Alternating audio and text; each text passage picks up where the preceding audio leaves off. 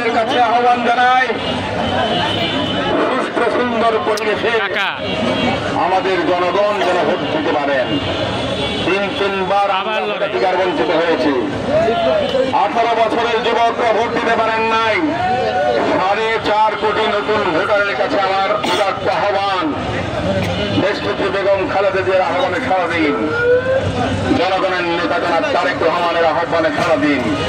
আসুন আরেকবার বাংলাদেশটাকে আমরা গড়ি, গণতন্ত্র উত্তরণের পথে, আইনের শাসনের জন্য, জনগণের শাসনের জন্য, এদেশের জনগণের সেবক হিসেবে যেন বাংলাদেশ জাতীয়তাবাদী দল দেশ সেবার সুযোগ পান। আমরা শাসক হতে চাই না, আমরা শোষক হতে চাই না, আমরা জনগণের সেবক হতে চাই। এটাই হোক আমাদের প্রত্যয়। যারা সরকারে থেকে নির্বাচন করতে চান তাদের উদ্দেশ্যে বলি, তত্ত্বাবধায়ক সরকারের কোন উপদেষ্টা নির্বাচন করতে পারেন না। অন্তর্বর্তীকালীন সরকারেরও কোন উপদেষ্টা নির্বাচন করার কোন সুযোগ নাই।